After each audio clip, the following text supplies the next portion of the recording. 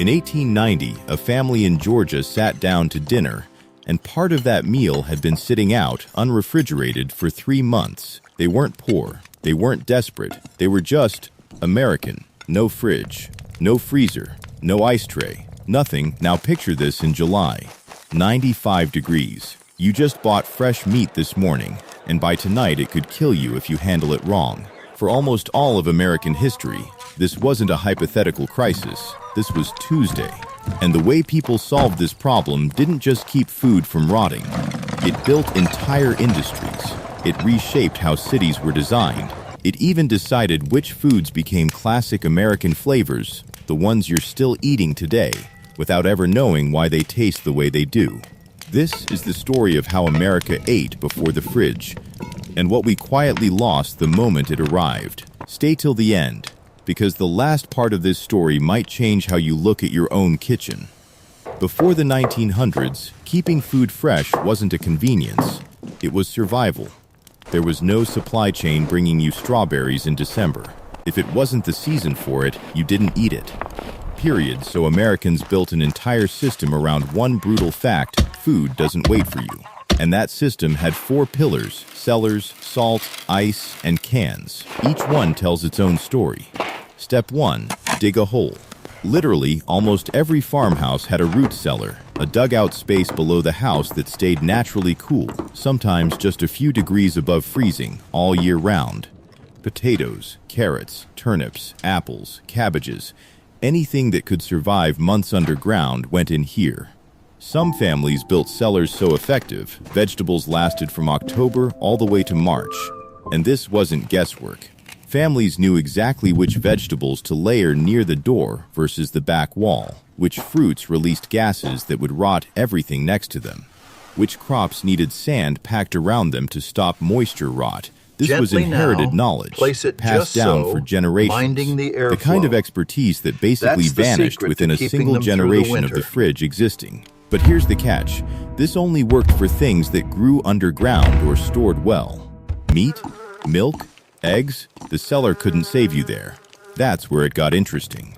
To preserve meat, Americans turned to something humans had used for thousands of years: salt. Pork was packed in salt barrels so heavily preserved it could sit for months without spoiling. Smokehouses turned meat into something closer to jerky than what we'd recognize today. Fish was dried until it was almost leather. Some farms even had a designated meat day once or twice a year, usually right after the first hard frost, where an entire pig would be slaughtered, and every single part of it would be salted, smoked, or rendered into lard within 48 hours. Nothing was wasted, because nothing could be wasted. Waste meant a family went hungry in February. Here's the wild part. This is why Southern and early American food tastes the way it does. Salt cured ham, smoked bacon, pickled everything. That's not just flavor tradition, that's preservation technology disguised as a recipe. Every old-fashioned flavor you love, it probably started as a survival trick. Now here's where it gets genuinely wild. By the 1800s, Americans figured out something clever: cut ice from frozen lakes in winter, stored in massive insulated ice houses packed with sawdust. And it would survive all the way into summer. This became a full industry. Men called icemen would deliver ice blocks door to door on horse-drawn wagons. Families had ice boxes, literal wooden boxes with a compartment for a block of ice, the direct ancestor of your fridge's name today. One businessman, Frederick Tudor, became known as the Ice King for turning this into a global empire. People thought he was insane at first. Selling frozen water for profit sounded like a joke. He nearly went bankrupt more than once. But by the mid-1800s, his company was shipping ice from New England lakes to the Caribbean, to South America, even to India, insulated in sawdust, surviving months at sea in wooden ship hulls. Think about that.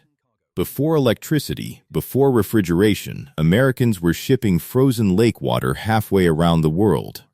And people in Calcutta were cooling their drinks with ice cut from a pond in Massachusetts. Then came the game changer: canning. Sealed jars and tins meant food could be preserved without salt, without ice, without a cellar, just heat and an airtight seal. This is what finally let food travel long distances and last for years, not months. It's also, ironically, how we learned about deadly bacteria. Early canning wasn't perfectly safe. Improperly sealed cans caused real outbreaks of food poisoning, and it took decades of trial, error, and science to make the process reliable. The mason jar sitting in your grandmother's kitchen today represents 100 years of hard-won food safety lessons. Canning didn't just preserve dinner, it fed soldiers in wars. It fed growing cities. It made grocery stores possible. By the time the electric refrigerator arrived in the 1920s and 30s, America had already spent over a century engineering itself around the problem of spoilage. The fridge didn't start this story, it ended it. But here's the question nobody asks. Did we lose something when refrigeration won? Root cellar vegetables that ripened slow and full of flavor, replaced by produce picked early to survive a truck ride. Smoked, salted, fermented foods with deep, complex taste, replaced by bland food kept fresh by cold air instead of craft. Communities built around the Iceman's visit, the seasonal harvest, the neighborhood smokehouse, replaced by a hum in the kitchen corner nobody even notices anymore. Even our sense of seasons changed. Before the fridge, eating a strawberry in January was almost unthinkable. Now we don't even register what season it is when we shop. And we've lost the anticipation that came with waiting all year for one food to finally be in season again. Refrigeration gave us convenience. It gave us safety. It gave us food any time of year.